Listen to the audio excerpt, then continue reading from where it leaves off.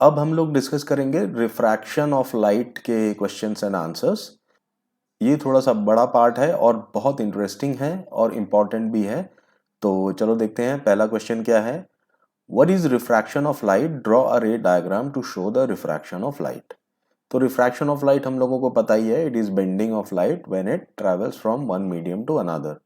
तो ये एक डायग्राम है जिसके अंदर आप बीकर बना के उसके अंदर वाटर डाल के दिखा सकते हैं। रे ऑफ लाइट वाटर से एयर की तरफ जाता है तो वो away from the normal bend होता है, या वाइस वर्सा, कुछ भी आप बना के दिखा सकते हैं। उसके बाद है a beam of light travelling in a rectangular slab emerges into air. Draw a ray diagram indicating the change in its path. तो क्या होगा, ये हम लोगों को पता ही है।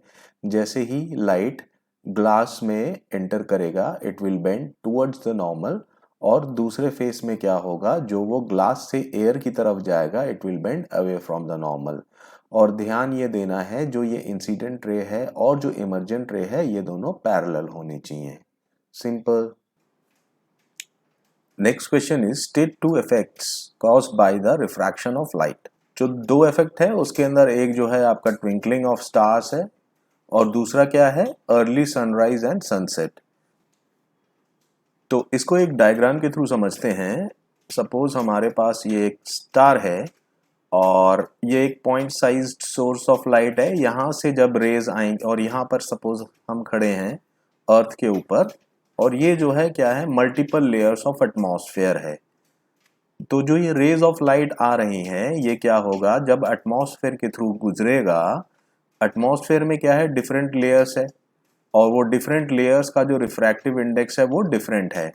जो सबसे ऊपर लेयर है वो क्या है, लाइटर है, जो सबसे नीचे क्या है वो डेंसर है, और उनका जो रिफ्रैक्टिव इंडेक्स है वो अपने आप चेंज भी होता है। ऐसा क्यों? क्योंकि ये जो एटमॉस्फेयर है, जो एयर है, वो कांस्टेंट तो रहते नहीं है, दे आर कंटिन्यूअसली मूविंग। जो लाइटर एयर है वो ऊपर चला जाता है, और उसको रिप्लेस करने के लिए डेंसर एंड कोल्ड एयर जो है उसका प्लेस ले लेता है। तो क्या होता है, when the ray of light travels through the atmosphere it suffers multiple refraction. और मल्टीपल रिफ्रैक्शन से क्या होता है, sometimes the light entering our eyes is brighter and sometimes it is dimmer, और इसी वजह से जो है ट्विंकलिंग ऑफ स्टार होता है। जो दूसरा इफेक्ट है वो है अर्ली सनराइज एंड सनसेट। इसमें क्या है, सपोज हम यहाँ पे खड़े हैं और सन जो, और ये हॉराइजन है, हॉराइजन के ऊपर सन आएगा तभी हमको दिखाई देगा। लेकिन क्या होता है, जब सन नीचे है, when it travels through the atmosphere, atmosphere तो चारों तरफ है ही है, when it travels through the atmosphere it bends where towards the normal, towards the normal, towards the normal. और ये बेंड होते होते होते होते मल्टीपल रिफ्रैक्शन होते होते होते होते क्या होता है, जब फाइनली हमारे आंखों में पहुंचता है और उसको जब हम प्रोड्यूस करते हैं तो वहीं पे हमको वो ऑब्जेक्ट दिखाई देता है, तो वो हमको होराइजन के ऊपर दिखाई देता है। तो 2 मिनट पहले ही हमको सनराइज दिखाई देता है। तो अभी है what is refractive index, give its unit. तो रिफ्रैक्टिव इंडेक्स क्या है, इसके कई सारे डेफिनेशन है। पहला डेफिनेशन क्या है, it is the ratio of sine of angle of incidence to the sine of angle of refraction. और जो दूसरा डेफिनेशन है, refractive index of any medium is the velocity of light in air या vacuum divided by the velocity of light in that medium. तो refractive index का कोई unit नहीं होता है। क्यों? क्योंकि refractive index is what, refractive index of any medium is equal to velocity of light in air divided by velocity of light in that medium. तो दोनों ही वेलोसिटी है, ये भी मीटर पर सेकेंड होगा या किलोमीटर पर आवर होगा, ये भी मीटर पर सेकेंड होगा, तो ये कैंसल आउट हो जाते हैं, इसलिए रिफ्रैक्टिव इंडेक्स का कोई यूनिट नहीं है। तो बच्चों अभी नेक्स्ट क्वेश्चन देखते हैं। इसके अंदर है what is mean by optically denser medium? Is it the physically denser medium? Explain with an example. No, it is not.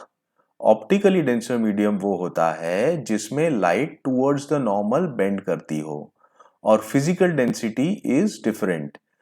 Generally ऐसा देखा गया है, जिसकी फिजिकल डेंसिटी ज्यादा है जिस मीडियम की, उसकी ऑप्टिकल डेंसिटी भी ज्यादा है। फॉर एग्जांपल वाटर की डेंसिटी एयर से ज्यादा है, इसीलिए एयर का रिफ्रैक्टिव इंडेक्स या ऑप्टिकल डेंसिटी भी ज्यादा है।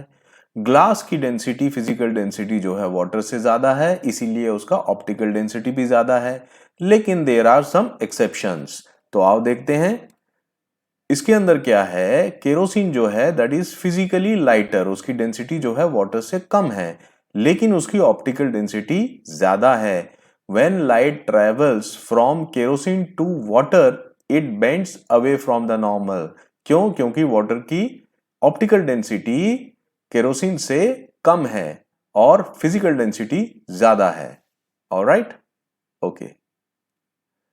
अगला क्वेश्चन है, if the refractive index of material A is more than the refractive index of B, then which one of them is optically less dense. बिल्कुल इजी है, जिसका रिफ्रैक्टिव इंडेक्स ज्यादा है उसकी ऑप्टिकल डेंसिटी ज्यादा है। इस केस में refractive index of B is less, that means it is optically less dense. State the laws of refraction of light. ये तो हम लोगों को पता ही है, काफी बार देख चुके हैं। पहला लॉ क्या है? The incident ray, refracted ray and the normal they lie on the same plane.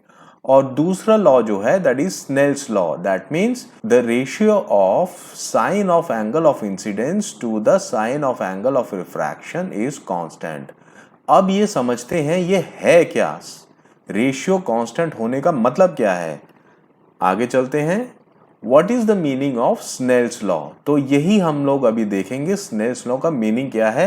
अब इसको ध्यान से देखो, इस ये जो फिगर है इसके अंदर क्या हो रहा है, जैसे ही ये एंगल ऑफ इंसिडेंस बढ़ रहा है उसके साथ साथ एंगल ऑफ रिफ्रैक्शन भी बढ़ रहा है। एक बार दोबारा देखते हैं। See the angle of incidence is increasing and angle of refraction is also increasing. अब वो कैसे बढ़ रहा है? सपोज फर्स्ट केस में क्या हो रहा है, आपका एंगल ऑफ इंसिडेंस ये ऐसे है और एंगल ऑफ रिफ्रैक्शन ऐसे है।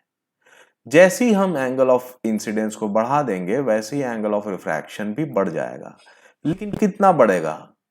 सपोज फर्स्ट केस में I1 है एंगल ऑफ इंसिडेंस और angle of refraction is R1, तो sine I1 upon sine R1 जो है refractive index of this medium होगा, सेकेंड मीडियम,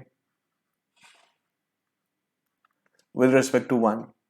अब मान लो हमने एंगल ऑफ इंसिडेंस को बढ़ाया और वो बन गया I2 जो कि ये है, अब ये बढ़ गया है, नाउ दिस इज I2। तो ये एंगल ऑफ रिफ्रैक्शन भी बढ़ा है, ये बन गया R2। वो कितना बढ़ेगा? वो स्पेसिफिक अमाउंट से ही बढ़ेगा। कितना बढ़ेगा? जब मैं sign I2 divided by sine R2 करूंगा तो ये सेम वैल्यू आनी चाहिए। तो इसको समझ लेते हैं छोटे से एग्जांपल के साथ। फॉर एग्जांपल सपोज जो है एंगल ऑफ इंसिडेंस पहले हमारा 30 डिग्री है और एंगल ऑफ रिफ्रैक्शन कितना है वो हम कैलकुलेट कर लेंगे। सपोज ये ग्लास है, ये एयर है, so refractive index of glass with respect to air is equal to 1.52 approximately. So sin 30 upon sin R1 जो है ये आपका 1.52 होना चाहिए। सपोज ये R1 है तो R1 का वैल्यू जो है 19.2 डिग्री के अप्रोक्सीमेटली होना चाहिए, जो मैंने ऑलरेडी कैलकुलेट करके रखा हुआ है। अब अगर मैं इसे बढ़ाता हूं, सपोज एंगल ऑफ इंसिडेंस को कर देता हूं मैं 45 डिग्री, तो क्या होगा? Sine 45 degree divided by sine R2 जो कि अब ये एंगल ऑफ रिफ्रैक्शन थोड़ा सा बढ़ेगा, should be equal to 1.52 only. So in this case R2 should be equal to what? 27.7 degree approx. Why? If it is 27.7 degree then only जब sin 45 by sin 27.7 करेंगे तो वो 1.52 आएगा। So this is the main implication of Snell's law. अगला question है, what is absolute refractive index of a material? This is the velocity of light in air divided by velocity of light in the medium. We can see that light travels faster in air or vacuum and slower in any medium. So what is the refractive index of the medium? That will be equal to velocity of light in air divided by velocity of light in that medium. All right? Okay. The refractive index of diamond is 2.42. What is the meaning of this statement? This means that the velocity of light in air is 2.42 times more than the velocity of light in diamond. Simple. So the refraction of light inside diamond is very high, hence it sparkles. तो अगला जो topic है वो है lens का, इसको हम next video में कवर करेंगे. Alright.